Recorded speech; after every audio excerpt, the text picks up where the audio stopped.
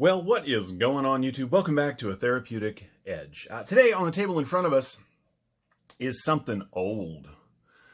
This is 10 or 11 years old at this point. This, excuse me, is the Spyderco Superleaf.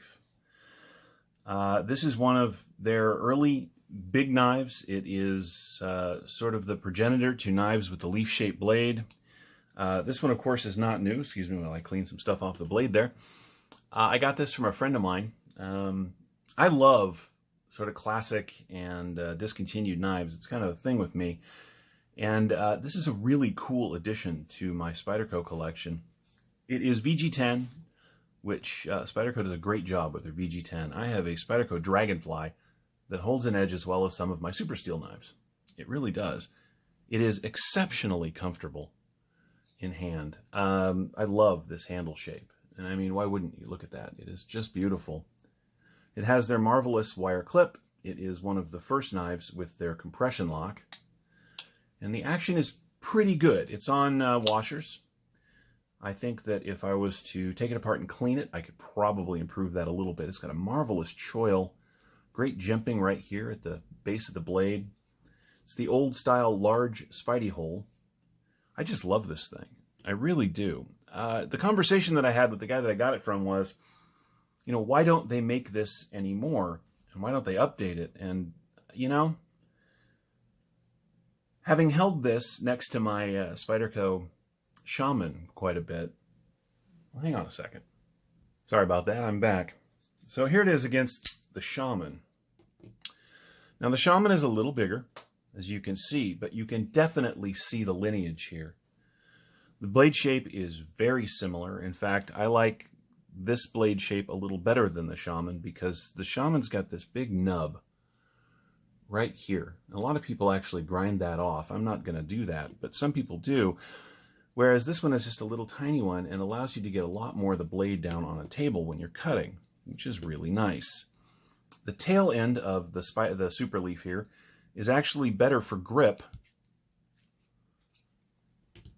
than this rounded off soft handle on the Shaman. Now, don't get me wrong, I love this knife, but man, if they made this in these materials, the problem is then it would be competing directly with this knife. You can see why they won't do that, but I would love it if they would bring this thing back. This is a worker and a half.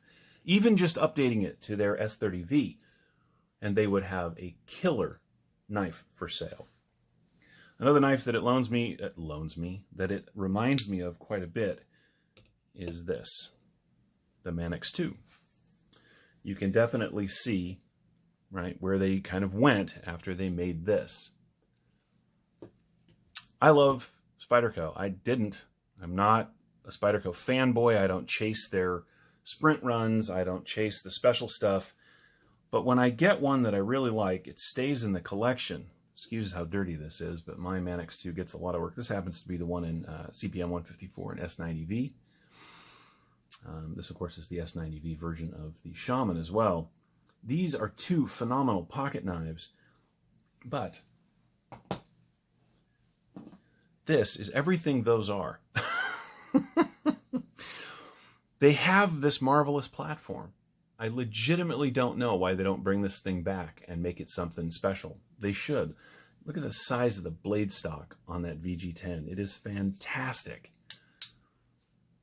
This is just a great knife and a really good add to the collection. Let's get some specs out of the way, and then we'll show it up against two Spydercos that you may have actually had. A lot of people don't have those two. I get that. So what do you get? Well, because of its design, in fact, people have referred to this as the Spider Strider because of how much blade you give up for the choil, but I'm okay with that. It's very comfortable in hand. You get 2 3/4 of cutting, right, on 3.5 inches of VG10. So you do give up a lot for this forward choil, but that's okay with me for the same reason I enjoy my Strider. I love the grip this thing allows. The grip area, we're going to do it in 2 phases, right? Without the choil is 1, 2, 3, and about 3/4. With the choil, it's 1, 2, 3, 4 3/4. So tons of room to adjust your grip. And it's really good in a reverse grip in case you need to, you know, get into a gas station argument. The overall knife, just shy of 8 inches, right? 3 7/8. Excuse me, 7 7/8. Anyway, it is, I think it's probably my favorite older Spyderco. You know, the blade stock, as I said, is nice and thick. Liner, the compression lock works beautifully. It's a very simple design, right? Open construction with a lanyard tube right here, a couple of barrel spacers. They wouldn't have to do much to have a monstrous hit on their hands. And, you know, that's just my opinion. You can do with that information whatever you will. Let's compare it against a couple of really common Spydercos, things you may have held. Here it is against the Para 3. And as you can see, it is considerably larger, although you don't get that much more cutting. It's just a bigger knife, you know. And here it is against the PM2.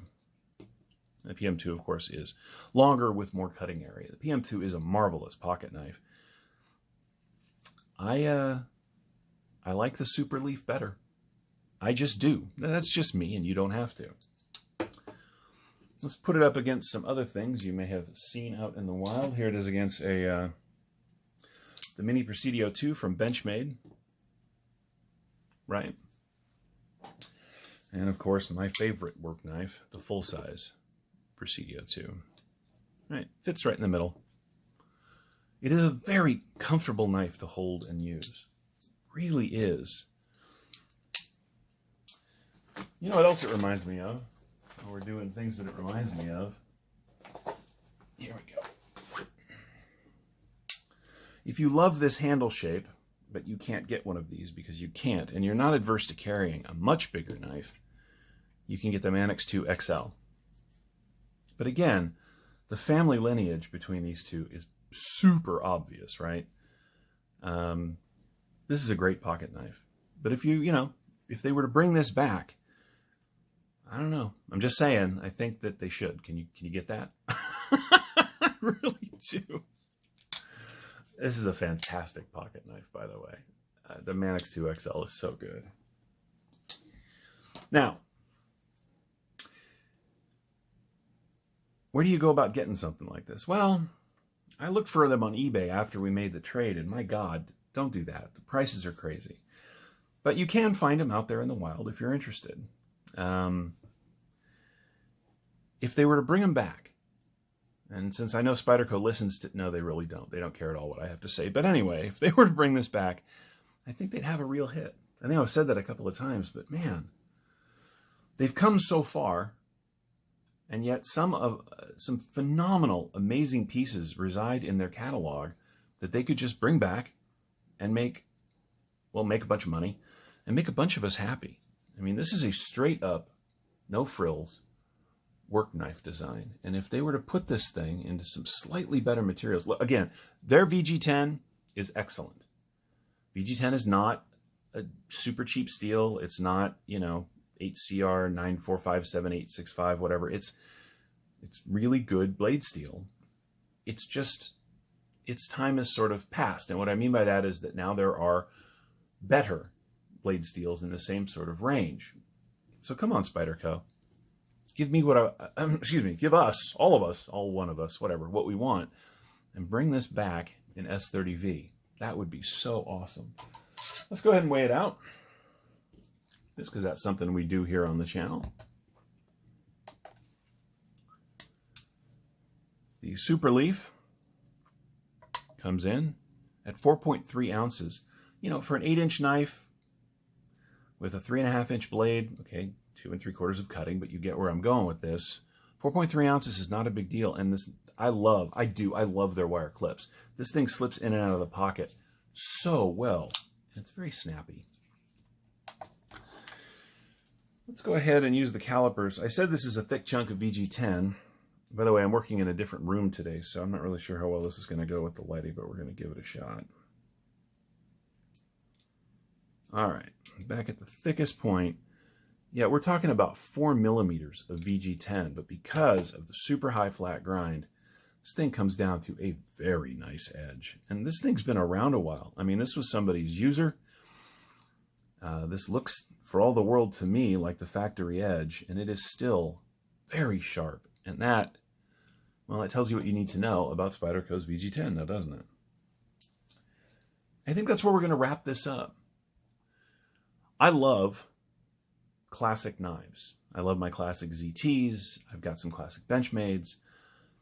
Older stuff, just because it has been surpassed, particularly in the knife community, tends to get forgotten. Because, let's face it, the knife industry moves really fast with production. New stuff 2-3 times a year. Things are getting left behind.